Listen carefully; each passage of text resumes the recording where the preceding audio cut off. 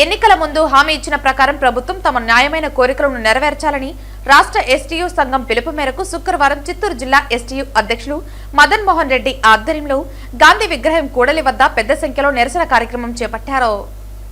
ఎన్నికల ముందు హామీ ఇచ్చిన ప్రకారం ప్రభుత్వం తమ న్యాయమైన కోరికలను నిర్వర్తించాలంటూ రాష్ట్ర ఎస్టీయూ సంఘం పిలుపు మేరకు శుక్రవారం చిత్తూరు జిల్లా ఎస్టీయూ అధ్యక్షులు మదన్ మోహన్ రెడ్డి ఆధ్వర్యంలో గాంధీ విగ్రహం కూడలి వద్ద పెద్ద సంఖ్యలో నిరసన కార్యక్రమం చేపట్టారు.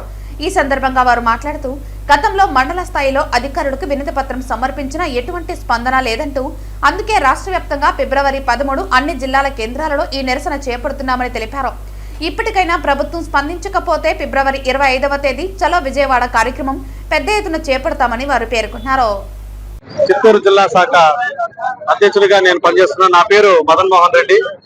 ఎస్టీయూ రాష్ట్ర శాఖ ఇచ్చిన పిలుపు మేరకు ఏదైతే కూటమి ప్రభుత్వం ఎన్నికలకు ముందు హామీ ఇచ్చిందో ఎన్నికల ప్రణాళికలో ఆ ఎన్నికల ప్రణాళికని అమలు చేయాలా, ఏదైతే ఆర్థిక పరమైనటువంటి హామీలు ఉద్యోగస్తులకు ఇచ్చిందో అదన్నీ కూడా అమలు చేయాలనేటువంటి డిమాండ్ తో మా రాష్ట్ర శాఖ దశల వారీ పోరాటాన్ని పిలుపునిచ్చింది. అందులో భాగంగా జనవరి 30వ తేదీ ప్రతి మండల కేంద్రంలో కూడా తహసీల్దార్లకు వినతి పత్రం సమర్పించడం జరిగింది. ఈ రోజు ఫిబ్రవరి 13వ తేదీ జిల్లా కేంద్రాల్లో ధర్నా నిర్వహించమని తెలియజేశారు. ఫిబ్రవరి 25వ తేదీ చలో విజయవాడ కార్యక్రమం కూడా చేపట్టబోతున్నాం. ముఖ్యంగా 12వ పిఆర్సీ కమిషన్ కు చైర్పర్సన్ ని నియమించాలి. అలాగే 4 డిఏలు పెండింగ్ లో ఉన్నాయి. ఆ పెండింగ్ డిఏలు 4 కూడా మాకు వెంటనే మంజూరు చేయాలి. సిపిఎస్ విధానం పైన సమగ్రమైనటువంటి విధానం మేము తీసుకొస్తామని చెప్పి గతంలో హామీ ఇవ్వడం జరిగింది.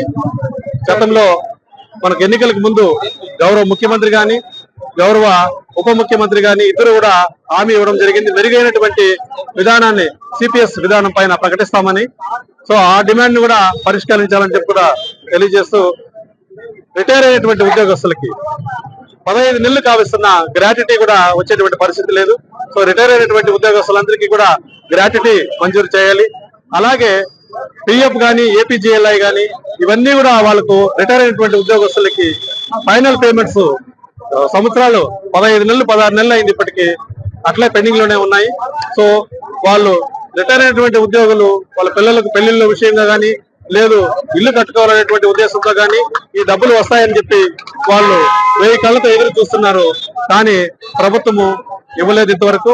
సో ఇవన్నీ కూడా ఈ డిమాండ్లను పరిష్కరించాలని చెప్పి కూడా దశల వారీ పోరాటంలో ఈ రోజు జిల్లా స్థాయిలో చేస్తున్నాము.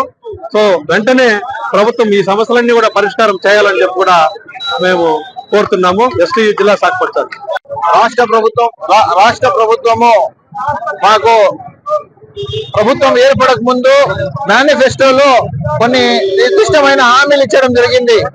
ప్రభుత్వము ఆ రోజు ఆ ప్రభుత్వాలు చేసిన అన్యాయాన్ని మేము చేయము, మేము వచ్చిన వెంటనే ఖచ్చితంగా పిఆర్సీని అమలు చేస్తాము, సకాలంలో డిఏలు అందజేస్తాము, అదేవిధంగా పిఆర్సీ సిపిఎస్ గురించి ఒక మంచి మార్గాన్ని చూపించి సిపిఎస్ ని రద్దు చేస్తామని చెప్పి ఆ రోజు మేనిఫెస్టోలో హామీ ఇవ్వడం జరిగింది. అదేవిధంగా రిటైర్ అయిన వెంటనే వాళ్ళకి రావాల్సిన బకాయిలు అయితేనేమి, గ్రాట్యుటీ అయితేనేమి, పెన్షన్ అయితేనేమి సకాలంలో అందిస్తామని చెప్పి ఆ రోజు ఎలక్షన్స్ ముందే ఒక నిర్దిష్టమైన హామీ ఇవ్వడం జరిగింది. ఈ రోజు మేము ఏం గొంతెమ్మ కోరికలు కోరుతా లేదు. ఆ రోజు మీరు మేనిఫెస్టోలో ఇచ్చిన హామీని అమలు చేయమంటా ఉన్నాం. ఈ రోజు రాష్ట్రంలో ఉండే ప్రజలందరూ కూడా మీరు మంచి చేస్తా ఉన్నారు, మేము దాన్ని స్వాగతిస్తా ఉన్నాం.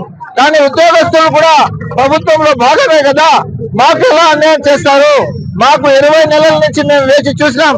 20 నెలల కాలం నుంచి వేచి చూసి మా కళ్ళు కాయ కాస్తా ఉన్నాయి, కానీ మంచి నిర్ణయం అయితే ఏం రాలేదు. మొన్న 7వ తేదీ ఒక ఉద్యమం విజయవాడ స్థాయిలో చేస్తే ఒక్కటి కోసము ముఖ్యమంత్రి స్థాయిలో ఏర్పాటయ్యే సంఘాలన్నీ కూడా ఏర్పాటు చేస్తే ఒక్కటి ఇచ్చేసి మా ముఖ్యమంత్రి గారు పిఆర్సీ విషయం నాకు వదిలేయండి అని చెప్పారు. ముఖ్యమంత్రి గారు